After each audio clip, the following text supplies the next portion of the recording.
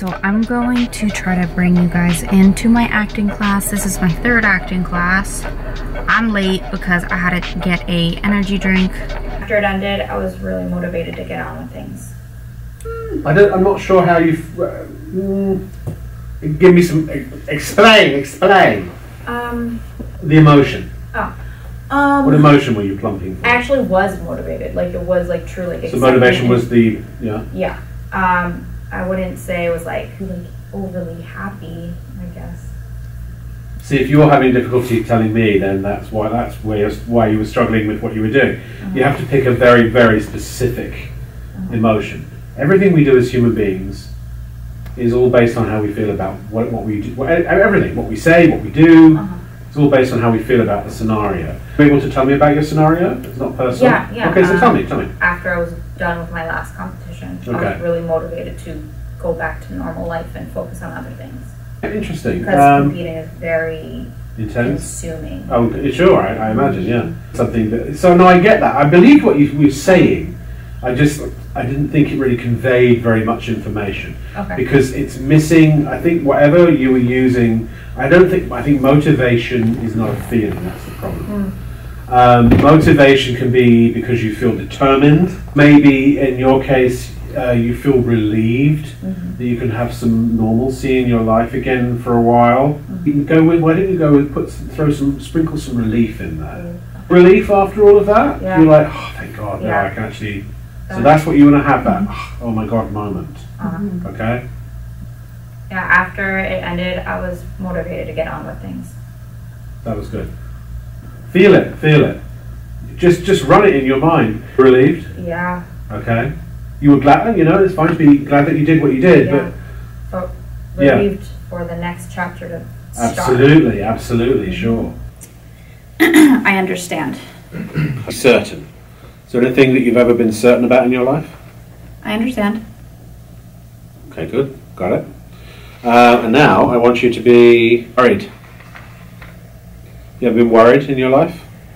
Yeah. Think of one thing that worried you specifically and why it worried you. Remember why it worried you. See everything you saw. Hear what you heard. Feel what you felt. Understand? I understand. All right, that was decent. Yeah, no, it was good. Don't you dare doubt yourself. It's not permitted in this class.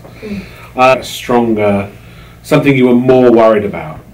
Now, this is the time where, I'm saying you have, if you've ever had a terrible diagnosis for something, or imagine what it would be like if you had. Think about that. I want you to feel it. As soon as you feel it, then you can say it.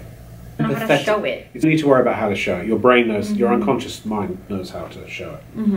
I think the only difference is that there's not empathy there. The understanding is, it's empirical understanding. Okay, yes, I understand intrinsically what's happening, but I don't know if you really have a strong feeling about it.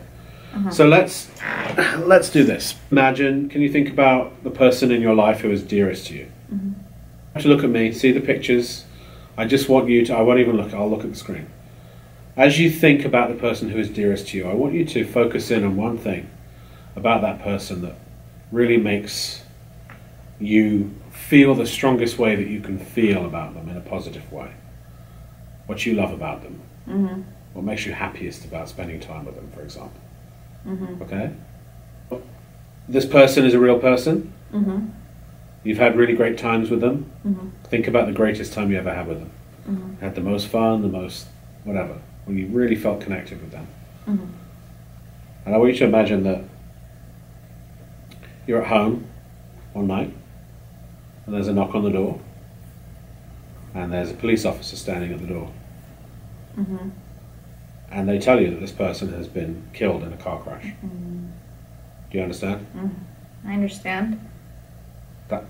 Well, now think of happy things, okay? Deep breath. So that's how you, if you need to, that's how you get yourself into that level of emotion. But you see what it did, right? And that was just imagining. That wasn't even, right? But boy, did that, I mean, good. On my way to a photo shoot, in Santa Monica. I hate photo shoots, but it's with a really good photographer, and he's a fitness photographer, Sean. So I told him, I was like, yo, I don't got no abs, but he's like, I don't care. So I'm trying to like just break free of that whole mentality and, you know, just do this shoot because I need content. And I know I would regret not doing it. Screw abs. I'm gonna do this photo shoot anyway.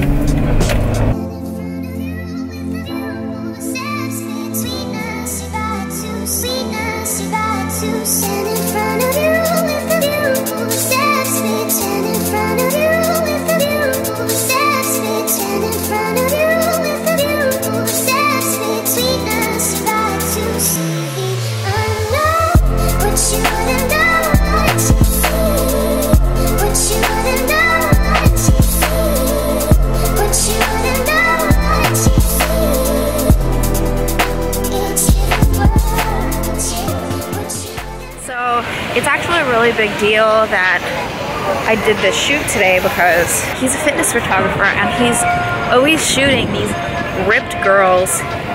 And y'all know that I'm not ripped, but trying to maintain and not get fat. So the fact that I got in front of the camera today and I got some really awesome shots is like a big win for me. So I could lay out, ran out the house without walking the dogs.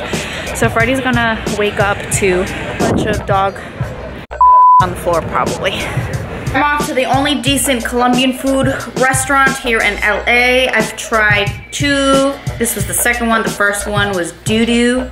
I don't even know where it is. I think it's somewhere in North Hollywood, and I'll never go back there again because the empanadas were the size of my pinky. It was insulting, and I'll never go back again. So this place was a lot better. The empanadas are like worth a damn. I'm gonna go see my family. I can't bring you back any empanadas, baby boy. So we're getting 3 empanadas. Es empanaditas. Muy bien. Los mamis salitas. Empanadas vaticanas. Pura papa. Muy limpias. No tienen ni mugre de carne. Oh no. This is a very popular Colombian soda. It's delicious, colombiana. And then I'm ordering apostol manzana.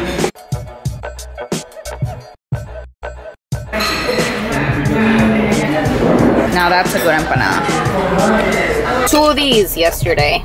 I went food shopping while I was hungry, and that was a stupid idea because I bought this one and the honey roasted and ate both of them. This right here is my favorite when there is no one in the gym.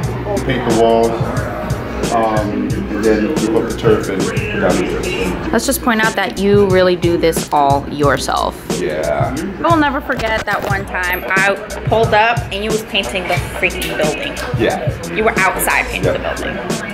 Wait, I think it was with a small brush too. I was like, that's gonna take you a while. To train upper body, hopefully I can.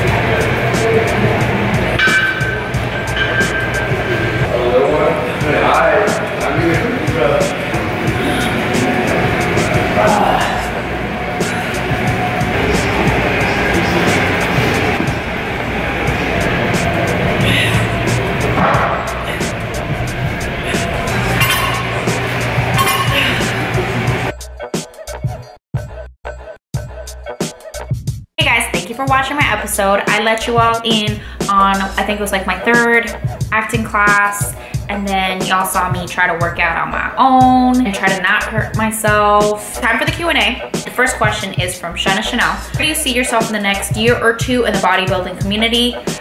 I don't know, honestly. My voice is louder within the bodybuilding community. I do see myself separated from the bodybuilding competing community. I do not wish to continue in it. Bodybuilding is of interest to me. I will always love it. I will always continue to do it, and I will always, I don't know about always, but I will continue to share my passion with you guys from my eyes, from my experiences. Spirit Neutrum, will you be at the Olympia this year? Unless a company is willing to pay me shmoney, I will not be at the Olympia. I will not be there as a spectator. Macros, peak week, what to expect as a new competitor. This is from Lex Jasmine Fit. I am not a coach. I'm not a coach. I'm not a coach. I cannot guide anybody into a peak week. My everybody's macros are different according to their body, their metabolism. So all I can answer, the only way that I can answer this question she's asking, expect going to peak week and how to have a successful one. It really, there's so many factors. So in the past, for my experience, there's different peak methods, right? It's like upfront carb loading, back load carb loading. I don't even know the terminology, honestly. Experiences like 2 weeks out, we really start the depletion in regards to bring the carbs, lowering the fats, and then we really start honing in on tracking the sodium and the water intake, and all of that really changes day by day. Have a successful one? Here's some advice. Get a good coach. How do you get a good coach? You do your research. That's the only way that I can really respond to that question, because I am not a coach. What to expect as a new competitor wanting to go pro? What to expect? A good amount of letdowns. And you really gotta be mentally prepared for that. JoJo Fitness, how much cardio would you do leading up to a pro show? This all depends on each person. I was able to keep my cardio decently low. Started off probably with like maybe three to four 20-minute sessions a week, and then that built up. I was trying to burn, I think, 1,500 calories or 2,000 calories in steady state cardio. Honestly, that all depends on the person. Best cardio for tightening glutes. Cardio does not tighten your glutes.